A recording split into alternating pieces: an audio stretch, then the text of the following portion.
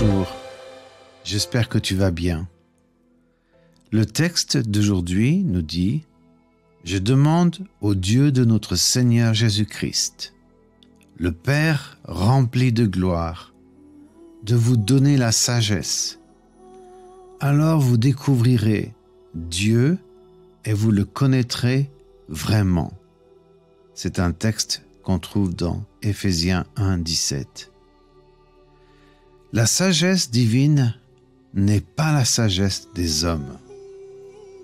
1 Corinthiens 3, 18 dit ceci, « Que personne ne s'y trompe, si quelqu'un parmi vous pense être un sage à la manière d'ici-bas, qu'il devienne fou pour devenir sage. » La sagesse dont nous parlons ici est la sagesse d'en haut.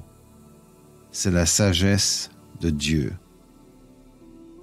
Lorsque l'on réfléchit à cette sagesse-là, il est difficile de ne pas penser au roi Salomon, n'est-ce pas? Ce roi connu et reconnu pour sa sagesse, à tel point qu'on venait de très loin pour l'écouter parler de tout et aussi de choses mystérieuses.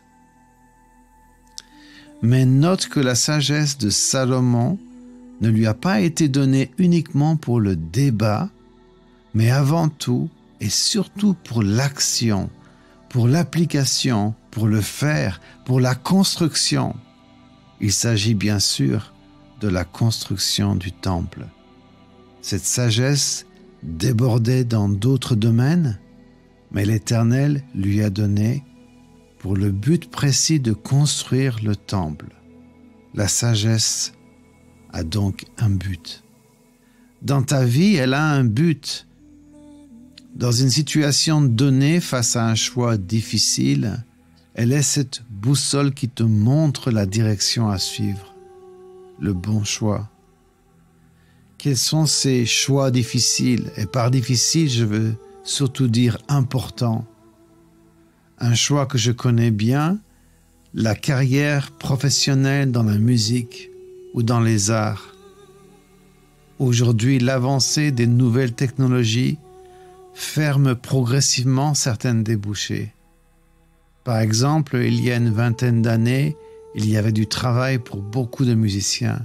Aujourd'hui, l'intelligence artificielle et les programmes utilisant des vrais sons d'instruments remplacent en partie ces musiciens et proposent un travail plus rapide, plus précis et même quelquefois mieux fait.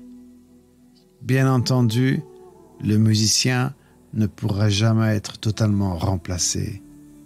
Dieu merci, parce qu'il est fait à l'image de Dieu et qu'il a en lui une créativité que rien ne pourra égaler.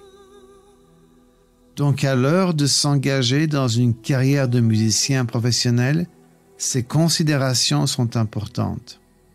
Beaucoup de musiciens vivent encore aujourd'hui de leur talent, mais c'est certainement parce qu'ils ont vu ces changements se profiler à l'horizon et ont corrigé leur trajectoire en rajoutant plusieurs cordes à leur arc, en quelque sorte.